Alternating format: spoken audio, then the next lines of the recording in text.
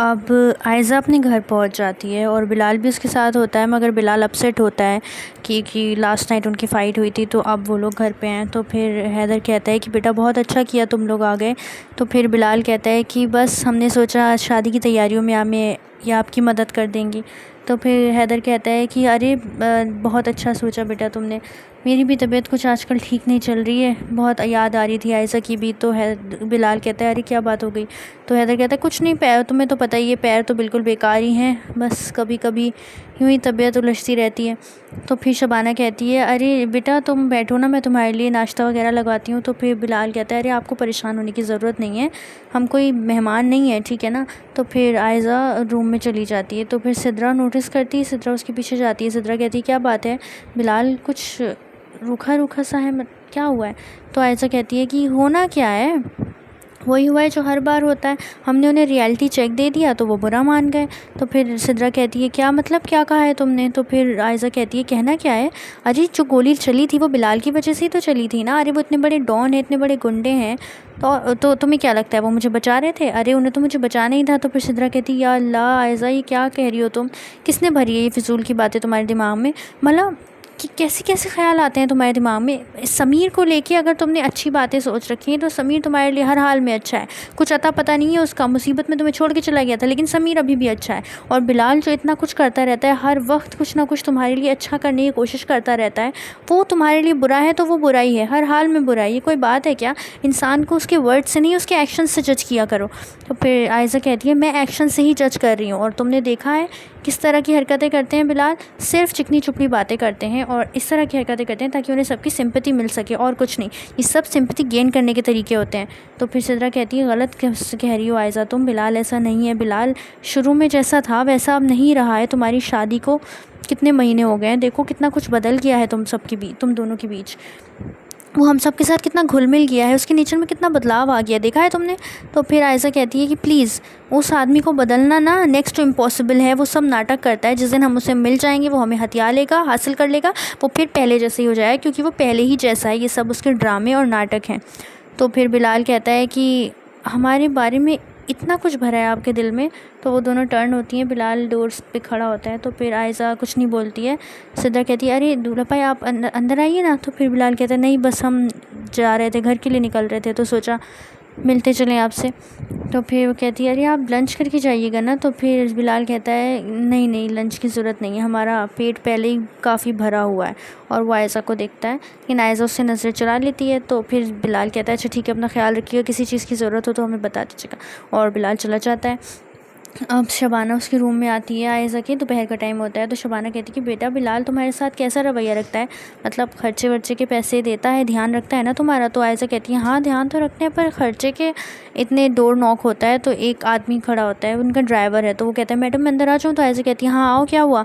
तो वो कहता है कि मैडम वो सर ने ये एनवलप भेजा था। वो एनवलप खोलती है, उसके अंदर एक लेटर होता है, उस पर लिखा होता है कि आप हमसे नाराज़ थी इसलिए हमारी हिम्मत नहीं पड़ी आपको ये देने की, ये आपके खर्चे के पैसे हैं, इसमें 5 लाख रुपए हैं, अगर आपको और पैसे की ज़रूरत हो तो हमें बता दीजिएगा, हम आपके अकाउंट में डलवा देंगे। तो फिर सिद्रा कहती है वाओ 5 लाख रुपए, इतने पैसे कहाँ खर्च करोगी तुम। तो फिर आयशा देख रही होती है लेटर को। तो शबाना कहती है कितनी अच्छी बात है, कितना अच्छा है बिलाल तुम्हारा, कितना ख्याल रखता है। तो आयशा मतलब बंद करके रख लेती है। वो ड्राइवर से कहती है कि हाँ ठीक है आप चले जाइए। तो फिर वो चला जाता है बाहर। फिर वो मुड़ के कहता है कि मैडम वो सर ने कहा था कि आपकी खिदमत में यहीं पे रहना है, किसी भी चीज़ की ज़रूरत हो मुझे बता दीजिएगा, मैं बाहर ही हूँ, कहीं भी जाना हो मैं आपको ले जाऊँगा। तो आयशा कहती है ठीक है। अब 2-3 दिन गुजर जाते हैं। बिलाल निगार के तहकीकात में लगा हुआ है कि आखिर निगार किससे मिलती है, कहाँ जाती है। फिर वो समीर के पास जाता है, समीर बेहोश है। वो समीर से कहता है कि क्या ये बताओ तुम हमारे घर गए थे ना वो डिटेक्टिव बन के। तो समीर कहता है क्या बकवास कर रहे हो, मैं तो फिर बिलाल कहता है याददाश्त चली गई है क्या तुम्हारी, हाँ तुमने मुझे ख़ुद बताया था भूल गए। तो फिर समीर कहता है मैंने कब बताया, मुझे कुछ नहीं याद। तो फिर बिलाल कहता है ड्रामा बंद करो, मैं अच्छी तरह से जानता हूँ तुम गए थे वहाँ, बताओ मुझे। तो फिर समीर कहता है हाँ गया था, तुम्हारी नाक के नीचे तुम्हारे घर में रह के आ गया और तुम्हें कुछ पता भी नहीं चला। तो फिर बिलाल कहता है कि पता तो हमें सब कुछ चल जाता है, बस देर या सवेर। जितना हम पूछ रहे हैं उतना हमें बताओ। तो समीर कहता है मैं तुम्हें कुछ नहीं बताने वाला हूँ। पहले तो तुमने आयशा को धोखा दिया, उससे मोहब्बत का दावा किया, मेरी शादी उससे तुड़वाई और ख़ुद शादीशुदा हो, पहले से एक बीवी है तुम्हारी, तुम्हें शर्म आनी चाहिए। तुमने दो औरतों की ज़िंदगी ख़राब की है, अपनी पहली बीवी को भी धोखा दिया है तुमने बिलाल। तो बिलाल कहता है जब पूरा सच ना पता हो तो अपना मुँह नहीं खोलना चाहिए, समझे। अब चुपचाप से बता दे चीपड़े कि वो कहाँ है। समीर कहता है जो कहना है कह लो, लेकिन मैं तुम्हें नहीं बताऊंगा, किसी भी बारे में नहीं बताऊंगा। तो उस बिलाल कहता है तेरे तो अच्छे भी बताएंगे, और वो अपनी बंदूक लोड करके उसके सर पे रख देता है कि चल बता जल्दी से क्या क्या देखा था वहाँ, कौन कौन था। हाँ, तो फिर समीर कहता है कि डराने की कोशिश कर रहे हो मुझे, हाँ धमका रहे हो, चला दो गोली, मैं डरता नहीं हूँ। तो फिर बिलाल कहता है ठीक है तो गोली चला ही देता हूँ। फिर बिलाल एकदम गन चलाता है लेकिन हवा में फायरिंग कर देता है। समीर डर जाता है। समीर कहता है मैं बताता हूँ। तो फिर बिलाल कहता है चल जल्दी से बोल। तो फिर समीर कहता है कि कोई आदमी था जो तुम्हारी बीवी से मिलने आ रहा था। तो बिलाल कहता है कौन आदमी, किस वक्त आया था। तो वो कहता है रात के वक्त उससे मिलने आ रहा था वो। तो फिर बिलाल कहता है कि इसका मतलब निगार हमें धोखा दे रही है। तो समीर कहता है तेरे जैसे धोखेबाज के साथ यही होना चाहिए, जैसे तूने सबको धोखा दिया है ऐसी बीवी भी तुझे ऐसी मिली जो तुझे धोखा दे रही है। अरे मैं तो चाहता हूँ आयशा भी तुझे धोखा देकर चल जाए। और वो समीर के मुँह पे थप्पड़ मारता है, समीर गिर जाता है कुर्सी पे बैठे बैठे। और फिर बिलाल कहता है आयशा का नाम अपने मुँह से भी मत लेना, समझे।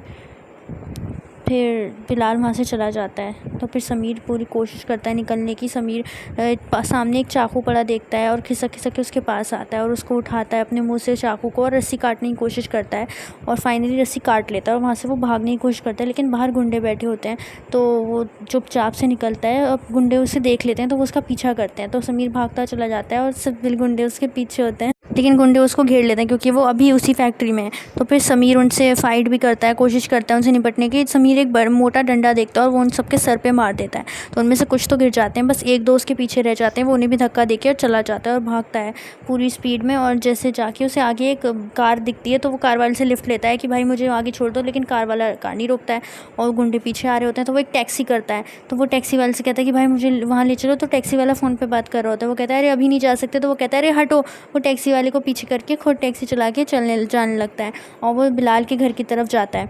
और वो देखता है बिलाल के घर पे चारों तरफ सिक्योरिटी होती है तो वो अंदर नहीं जा पाता है और फिर वो वहाँ से भी चला जाता है, लेकिन गुंडे उसको पकड़ लेते हैं।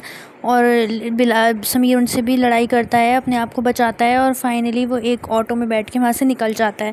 गुंडे बिलाल को कॉल करते हैं कि भाई समीर भाग गया है। बिलाल गुस्से में ऑफिस में होता है, वो खड़ा होता है कि दिमाग ख़राब है तुम्हारा, भाग गया, ऐसे कैसे भाग गया। तो फिर वो कहते हैं भाई हमने बहुत कोशिश की। वो कहते हैं तुम सब किसी काम के नहीं हो, निकम्मे नकारा हो, तुम कहाँ भागा है, पकड़ो ढूंढो उसे। तो फिर वो कहते हैं भाई हम ढूंढने की कोशिश करें पर वो मिल नहीं रहा है। तो वो कहते हैं कहाँ भाग कर जाएगा, अपने घर ही तो जाएगा ना, ढूंढो कहीं भी ढूंढो, एयरपोर्ट सब जगह ढूंढो, मुझे नहीं पता, मुझे समीर हर हाल में चाहिए। आयशा तक पहुँच गया तो मुसीबत हो जाएगी। तो अब दूसरी तरफ आयशा घर पे होती है तो उसकी माँ कहती है कि आयशा तुमने ये बहुत गलत किया, बिलाल इतना कुछ करता है हमारे लिए, तुम्हारे लिए, और तुमने उसको इस तरह से रुसवा कर दिया। तो आयशा कहती है कि माँ मेरा मतलब है अम्मी। तो शबाना कहती है कि तुम्हें भी बिलाल वाली आदत लग गई है। तो फिर सिद्रा हंसती है। तो फिर आयशा कहती है नहीं ऐसा नहीं है। तो शबाना कहती है तुम कितना ही बन लो लेकिन तुम्हें बिलाल के साथ रहते रहते उसकी आदत हो गई है, और जब वो तुमसे दूर रहेगा ना तब तुम्हें पता चलेगा, अभी तो वो तुम्हारे पास है तो तुम्हें उसकी कदर नहीं है। अब बिलाल की कॉल आती है तो आयशा कहती है हेलो। तो फिर बिलाल कहता है कि वो हम पूछ रहे थे कि आपको किसी चीज़ की ज़रूरत तो नहीं है ना। तो फिर आयशा कहती है कि नहीं कुछ नहीं चाहिए। तो फिर बिलाल कहता है अच्छा बाकी घर पे सब ठीक है। तो आयशा कहती है हाँ सब ठीक है। तो फिर बिलाल कहता है अच्छा ठीक है। तो वो फ़ोन कट कर देते हैं। तो फिर अब बिलाल सोचता है कि आयशा तक समीर पहुंचानी है, तभी आयशा इतनी नॉर्मल है, मुझे ही आयशा बिलाल को समीर को ढूंढना होगा। और वो कार लेके समीर को ढूंढने निकल जाता है, सब तरफ देख रहा होता है, सब जगह ढूंढ रहा होता है, लेकिन समीर उसे कहीं नहीं दिखा। और समीर जो है अपने फ्रेंड को कॉल करता है जो वहीं पे होता है। समीर अपने दोस्त से कहता है कि अब रात का वक्त होता है, तो समीर अपने दोस्त के पास होता है, उससे कहता है कि बिलाल अशरफ ने मुझे किडनैप कर लिया था।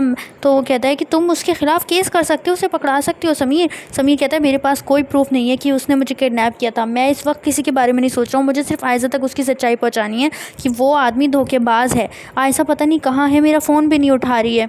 तो वो कहता है तुम परेशान मत हो, पहले तुम मेरे साथ भोपाल चलो, आज कल सुबह की फ़्लाइट से ही हम भोपाल चलेंगे, ठीक है। तो फिर समीर कहता है कहीं वो बिलाल मुझे ढूंढ ना ले, इतने दरवाज़ा टूट जाता है और बिलाल सामने खड़ा होता है।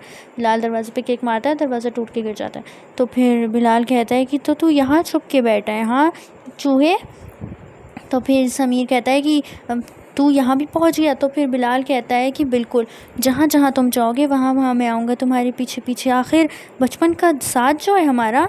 तो फिर समीर कहता है बकवास बंद कर अपनी, मैं तुझसे डरता नहीं हूँ। तो फिर बिलाल कहता है वो तो दिख रहा है कि तू मुझसे कितना नहीं डरता, तभी तो तेरी आवाज़ मेरे सामने निकल नहीं पा रही है और मुझसे भाग कर छुप कर इस बिल में बैठा है। हाँ, दोस्त कहता है कि बिलाल अशरफ, मेरा दोस्त तुमसे डरता नहीं है और मैं भी तुमसे नहीं डरता हूँ, समझे? लेकिन इस वक्त मेरा यहाँ रहना सही नहीं है, ये तुम दोनों की आपस की बात है। और वो किनारे से निकल लेता है तो बिलाल उसका गला पकड़ लेता है। वो कहता है कहाँ जा रहा है भाई? हाँ, तेरी भी तो खातिरदारी करनी होगी, आखिर तुम दोनों बचपन से दोस्त हो, है ना? तो फिर वो कहता है नहीं नहीं नहीं सर, मुझे छोड़ दीजिए, मेरी क्या गलती है। वो हाथ जोड़ लेता है, उसके पैरों में गिर जाता है कि प्लीज़ मैंने कुछ नहीं किया, मैं तो बस उसको पनाह दे रहा था, आखिर दोस्ती का फ़र्ज़ निभा रहा था। तो फिर बिलाल कहता है क्या बात है, बड़ा शौक़ चढ़ा है तुम्हें फ़र्ज़ निभाने का, है ना? अच्छा नेक इंसान बनने का बहुत शौक़ है ना? तो चलो अब तुम दोनों को साथ में बांधता हूँ। वो उन दोनों को पकड़ लेता है और उन मारपीट हो जाती है। पीछे से बिलाल के सारे गुंडे भी आ जाते हैं, वो उन दोनों को वहीं पे बांध देते हैं। तो फिर बिलाल कहता है चलो ठीक है, न्यू प्लेस फॉर यू, अब तुम दोनों यहाँ पे एंजॉय करो, किसी को शक भी नहीं होगा कि तुम यहाँ पे हो, है ना?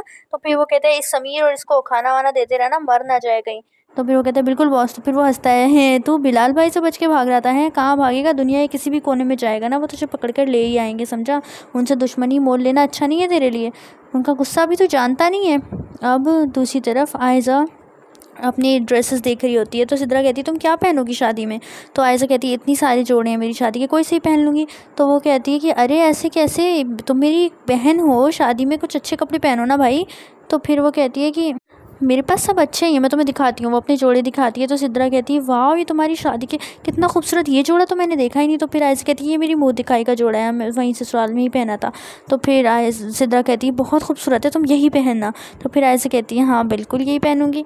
अब दूसरी तरफ बिलाल घर पे होता है तो गज़ाला कहती है कि बिलाल बेटा तुम इतनी टेंशन में क्यों हो?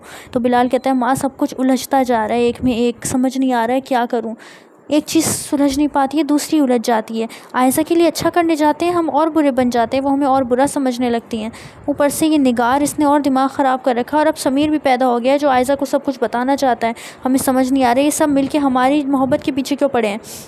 गज़ाला कहती है देखो बेटा तुम परेशान मत हो, सब कुछ ठीक हो जाएगा, मैं तुम्हारे लिए कुछ कर सकती तो ज़रूर करती, जिस निगार तो मेरे हाथ में है, ये निगार कुछ नहीं करेगी, मगर समीर को तो तुम्हें खुद ही देखना पड़ेगा। तो फिर बिलाल कहता है आप फ़िक्र मत करिए माँ, हम समीर को आयज़ा तक नहीं पहुँचने देंगे। अब अगला दिन होता है तो आयज़ा कहती है पापा आपकी दवाएं ले लीजिए, और दवा का टाइम हो गया, और वो रूम में जाती है तो पापा बेहोश पड़े होते हैं ज़मीन पे। तो आयज़ा वो हो जाती है, एकदम परेशान हो जाती है, हड़बड़ा के उनके अपने पापा को हिलाने लगती है कि पापा होश में आइए, आँखें खोलिए। और वो बेहोश होते हैं तो उनको हिलाती है। तो फिर आयज़ा कहती है अम्मी सिद्रा यहाँ आओ जल्दी, और वो बेहोश हैं। वो लोग हॉस्पिटल जाते हैं तो डॉक्टर कहता है कि इनको कार्डियक अरेस्ट हुआ है, और आपको पता ही है कि इनको किडनी की प्रॉब्लम भी थी। डॉक्टर बताते हैं कि देखिए आपको पहले से भी पता था कि इनके बॉडी पार्ट्स कितने वीक हो गए, इनको स्ट्रेस लेने की ज़रूरत नहीं, मैंने पहले भी कहा था। इनकी किडनी में प्रॉब्लम है, ऑपरेशन फ़ौरन करना पड़ेगा, और कार्डियक अरेस्ट अभी एक आया है, बाकी 2 भी आ सकते हैं। ओपन हार्ट सर्जरी होगी हर हाल में, इस सब में बहुत खर्चा आएगा, आप पहले बिल पे कर दीजिए। तो फिर आयज़ा कहती है कितना बिल है? तो फिर वो बताते हैं कि इन सब में कम से कम 60-70 लाख का खर्चा आ जाएगा। तो आयज़ा कहती है इतने पैसे तो हमारे पास हैं भी नहीं। तो फिर वो कहते हैं देखिए मैडम, जब तक आप पैसे नहीं लाएंगे इनका इलाज नहीं हो सकता है। तो फिर आयज़ा कहती है प्लीज़ ऐसा मत कीजिए, और वो फ़ोन में लाती है समीर को। समीर का फ़ोन स्विच ऑफ आ रहा होता है, वो बहुत बार फ़ोन करती है बट फ़ोन नहीं उठता है। तो फिर आयज़ा परेशान हो जाती है, फिर आयज़ा बैठ जाती है, टेंशन में रोने लगती है, और जो उसके गले में बिलाल नाम का लॉकेट था वो ऐसे हिलने लगता है। तो वो देखती है तो फिर बिलाल उसको याद आता है, वो बिलाल को कॉल करती है। बिलाल ऑफिस में एक इंपॉर्टेंट मीटिंग में होता है। तो फिर वो कहती है टिया की बिलाल एक कॉल आ रही है। तो बिलाल कहता है कोई भी कॉल हो इस वक्त इंपॉर्टेंट नहीं है, करोड़ों की मीटिंग चल रही है। तो फिर टिया कहती है बिलाल आयज़ा की कॉल है। तो फिर बिलाल कहता है आयज़ा की क्या बात है, लाओ। वो बात करता है, आयज़ा रो रही होती है। आयज़ा कहती है कि बिलाल प्लीज़ आप जल्दी आ जाइए, पापा को हार्ट अटैक हुआ है। तो फिर वो रोने लगती है। बिलाल कहता है आप बिल्कुल परेशान मत होइए आयज़ा, हम अभी आ रहे हैं, आपको रोने की ज़रूरत नहीं है। फिर अब दूसरी तरफ आधे घंटे बाद आमिर वहाँ पे पहुँचता है पैसे लेके, कि आमिर कहता है कि भाभी भाई ने मुझे यहाँ